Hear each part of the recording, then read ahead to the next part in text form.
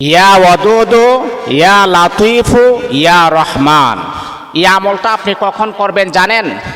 যখন আপনি দেখবেন যে যাকে আপনি এতটাই মোহাব্বত করেন, এতটাই ভালোবাসেন, আপনার প্রিয় মানুষটা যদি হঠাৎ করে পরিবর্তন হয়ে যায়, আপনার প্রিয় মানুষটা যদি হঠাৎ করে বদলায়া যায়, যাকে আপনি এক নজর না দেখলে আপনার ঘুমটা হারাম হয়ে যাইতো, যেই মানুষটা আপনাকে ফোন না দিলে সে খাবারও খাইতো না, আর এই মানুষটা হঠাৎ করে চেঞ্জ হয়ে যাওয়া, হঠাৎ করে পরিবর্তন হয়ে যাওয়া, এটা তো আসলে অনেক কিছু আছে, এটার ভিতরে অনেক লক্ষণ আছে। সেটা হচ্ছে মানুষের হিংসা থেকে এগুলো হতে পারে, বদ নজর থেকে এগুলো হতে পারে, এবং মানুষ আপনার ক্ষতি করার জন্য তাবিজের মাধ্যমে এগুলা হতে পারে। মনে করেন অনেক সময় আছে কি জানেন, একটা ছেলে একটা মেয়েকে অত্যন্ত মোহাব্বত করে, ভালোবাসে, তাদের ভালোবাসাটা খুবই ভালো চলতেছে, কিন্তু এক পর্যায়ে দেখা যায় একজন আরেকজনকে হিংসা শুরু করে দিয়েছে, একজন আরেকজনের চেহারা দেখতে পারে না, তাদের মধ্যে এরকম একটা ফাটাল সৃষ্টি হয়ে গেছে। যতবারে তাদের দেখা হয় ঝগড়া সৃষ্টি হয়, এটার কারণটা কি? আবার অনেক সময় দেখা যায় এমন যে স্বামী বাহিরে গেলে তার কথাবার্তা ভালো, কিন্তু ঘরের ভিতরে আসলে শুধু ঝগড়া আর ঝগড়া, ঘরের ভিতরে আসলে শুধু স্ত্রীর সাথে ভালো কথা বলতে পারে না, শুধু ঝগড়া আর ঝগড়া, মানে ঘরের ভিতরে আসলে তার মনটা অন্যরকম হয়ে যায়। এর কারণটা কি? অনেক সময় আছে কি জানেন, স্ত্রীর থেকে স্বামীকে আলাদা করার জন্য তাবিজ করা হয়, স্ত্রী থেকে স্বামীকে আলাদা করার জন্য এইরকম কিছু খারাপ মহিলা আছে, কিছু খারাপ পুরুষ আছে, যে তাদের সংসারটা সুন্দর চলক, ভালো অবস্থানে চলক, এটা অনেকে সহ্য করতে পারে না। এইরকম আজকে আমাদের সমাজটা এমন হয়ে গেছে জানেন, যে আমার সন্তান এই মেয়েটাকে নিয়ে ভালো চলতেছে, আমার সন্তান এই মেয়েটাকে নিয়ে খুবই সুখী, কিন্তু মা এটা সহ্য করতে পারে না। মা কি করে, সন্তানকে এই মেয়েটার থেকে কিভাবে আলাদা করবে, এই জন্য কবিরাজের কাছে গিয়ে অনেক দৌড়াদৌড়ি, অনেক লাফালাফি করে। কারণ কি জানেন, আমি কেন বলছি কথাগুলা? যেহেতু এই লাইনে কাজ করি, তখন আমাদের কাছে এরকম পেশেন্ট, এরকম রোগী অনেকে আসে।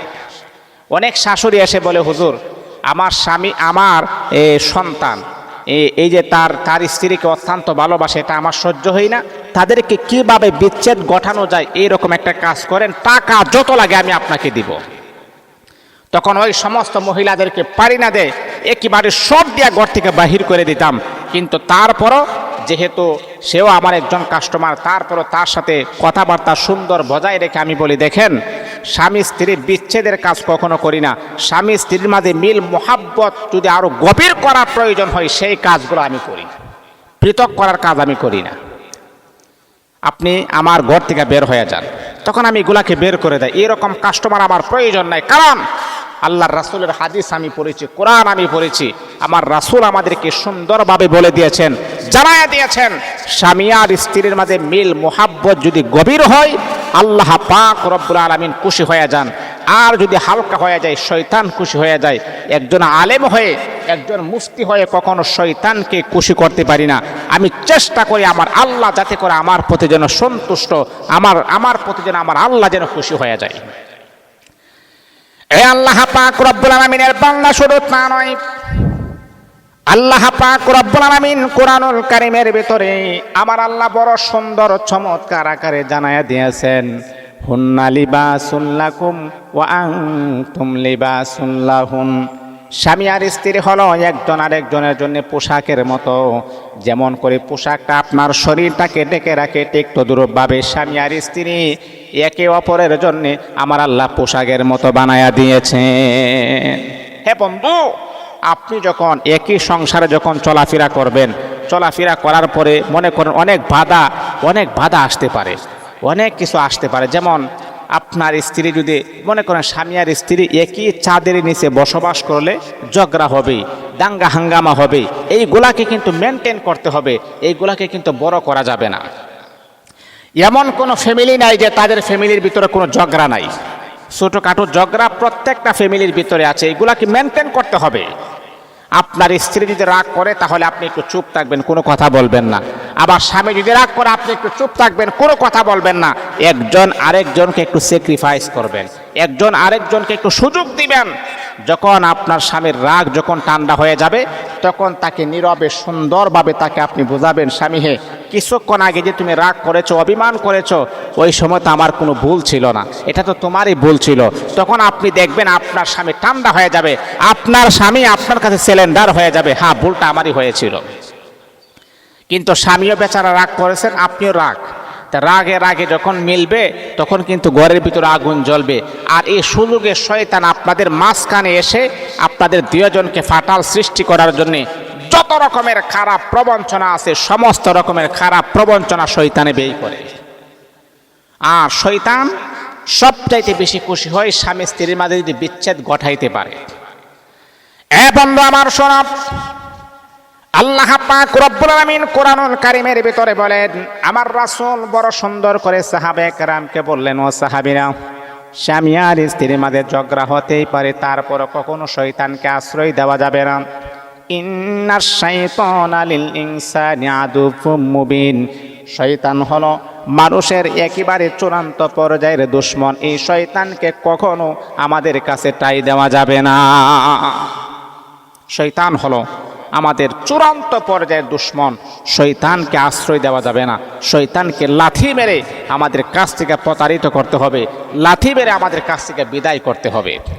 তাহলে বাবা, যদি আপনি দেখেন স্বামী স্ত্রীর মাঝে মিল ছিল, মুহাব্বত ছিল, ভালোবাসা ছিল, হঠাৎ করে এইরকম একটা ফাটাল সৃষ্টি হয়ে গেছে, একজন আরেকজনকে দেখতে পারে না, তাহলে বুঝতে হবে যে এখানে কিছু কারণ অবশ্যই আছে।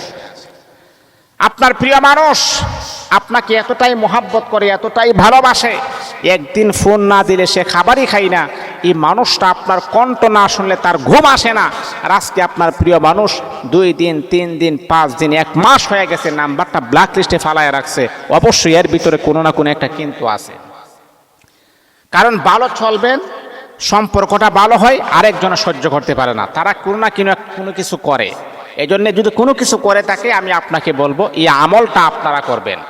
যদি আপনাদের সম্পর্কটা বিচ্ছেদ হওয়ার পথে হয়ে থাকে, এই আমলটা আপনি করবেন। যদি আপনি দেখেন যে আপনার স্বামী আপনার নাম্বারটা ব্ল্যাক লিস্টে ফালায় রাখছে, আপনি অন্য নাম্বার দিয়ে ফোন দিলেও আপনার স্বামী আপনার নাম্বারটা আপনার কণ্ঠ শোনার সাথে সাথে নাম্বারটা ব্ল্যাক লিস্টে ফালায় রাখে, তাহলে মা ধৈর্য হারা হওয়া যাবে না।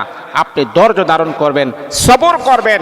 আর সবর যারা করে তাদেরকে আমার আল্লাহ বড় পছন্দ করেন, ভালোবাসেন। এই আমলটা আপনি করবেন।